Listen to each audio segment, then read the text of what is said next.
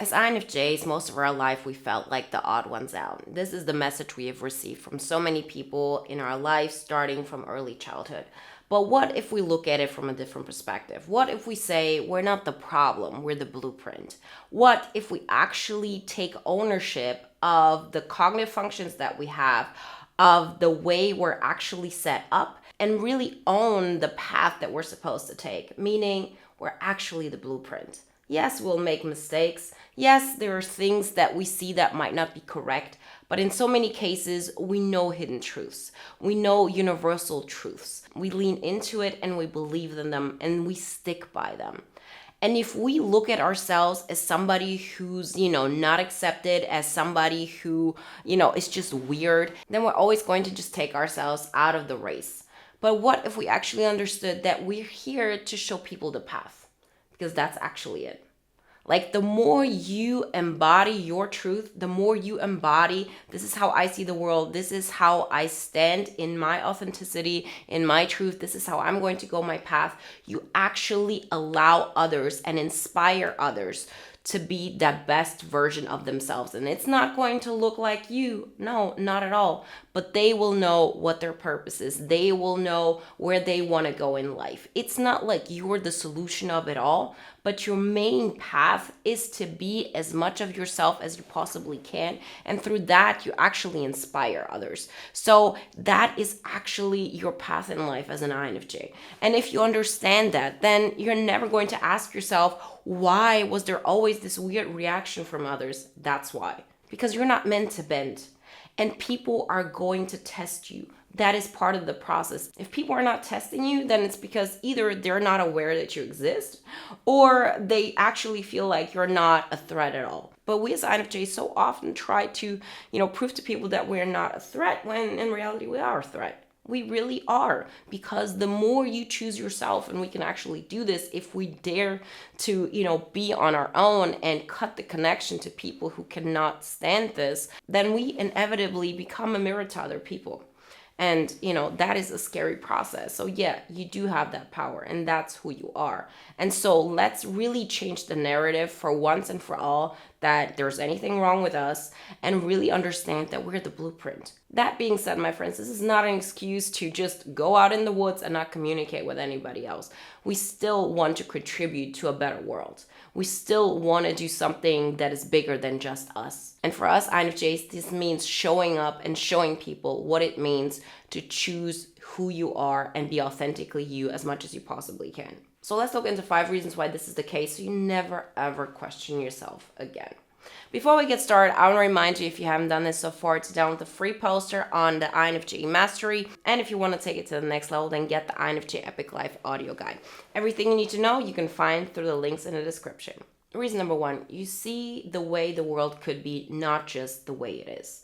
We automatically look into ideals. We look into how the world could be from a place of, this is the best possible solution for everybody. We're not here to, solve the biggest economic, problems. I'm not saying we're able to solve the world's problems, but I'm saying we really lean into a place where everybody's allowed to be themselves, where everybody's accepted and respected for who they are, and we really create an environment where everybody thrives.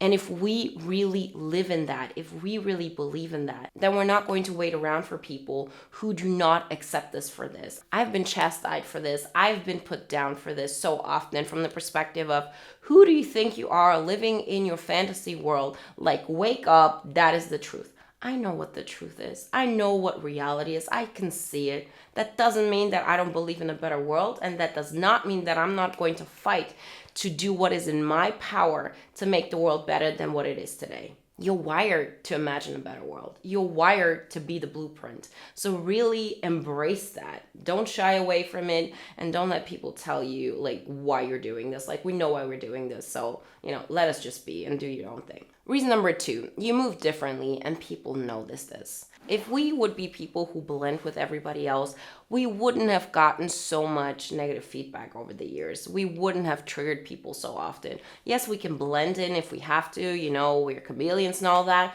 but we know that we're doing this, so we're not rocking the boat. the more we show up the way we are, the more we're going to rock the boat, the more we're going to make people uncomfortable. And so, that's just what it is. And the sooner you accept this, the better. So that does not mean that you have to have a big impact on like a global scale, not at all. But just understand this is your strength. This is who you are. You're not meant to move like everybody else. And that is something that might make you a target, but it's also something that gives you visibility if you choose it to give visibility to you. So use your power. Don't let it be something that defines you, but understand that you're here to define a meaning. You're here to actually show up as a possibility how you could live your life. And through that, inspire other people to actually make those choices for themselves on their terms. Reason number 3, you set the standard without even trying. As INFJs, we have conditioned ourselves to dim our light. And I'm here to tell you, if there are people who have seen your strength, you can dim your light as much as you want, they will still try to diminish you. And they will try doing this without even having the worst intentions, just because it triggers so much pain in them. So let's just cut to the chase. Like, why bother with this? Understand that no matter how you show up, no matter how small you make yourself, you're going to get noticed. And you're going to evoke something in other people. So just embrace it. Like, make this the standard. This is not something we can shy away from in this life. So let's just go all in. Reason number 4, you've always been the one people turn to. So every one of us has experienced people coming to us and then opening up. And we haven't even tried anything particular. We've just shown up in the way we are. We're open, we're understanding, and we're hella cool, So what I'm saying here is there's a reason why people came to you. There's a reason why they opened up to you. There's a reason why they felt comfortable enough with you. And just because after that, it seemed too much for them to handle and they started trying to put you down, like, okay, so that does not change that it happened in the first place. And it's not because you lured them into something. It's not because you wanted them to suffer. It's just because you had like good intentions with them. And so know that what you have to offer is valuable. And people trying to diminish that, like, that's really a them problem. So let them figure it out, like give them the time that they want, but know that this kind of disrespect may be forgiven, but it's not something that's going to be tolerated. Reason number 5, you're not following the blueprint, you are the blueprint. I have never met an INFJ in my life who've seen somebody and said, oh, that's exactly the life I should be living. That's the person I'm going to, subscribe to, like, energetically, and I'm going to follow them. That's not how we operate. That's why there's always this, notion of INFJs are lone wolves or INFJs do their own thing, because it's just not in our nature. Our nature is to actually be an example of how life could be, how we could experience life, because we're able to create a simulation of life within our mind that feels great, that feels exciting, that feels intense and full of emotions. And that is something that we could aim to replicate in the real world. It's our North Star. And so the fact that we can see it in our mind is reason enough to go for it. And it doesn't matter if we reach it. It doesn't matter if it's something that is even reachable. It's the fact that we're going towards it and that we know that we're not going to give up on that, that nobody can take away our idealism, that nobody can take away what we see on our minds, what we're able to experience within ourselves. And we're not going to let anybody tell us that this is something we have to give up in order to be an accepted member of society. This is how we see the world. And if you like it or not, we're on this earth and our opinion matters because apparently it has an influence on you. Apparently it triggers you. So this is not on you to decide if I'm going to stay small or not.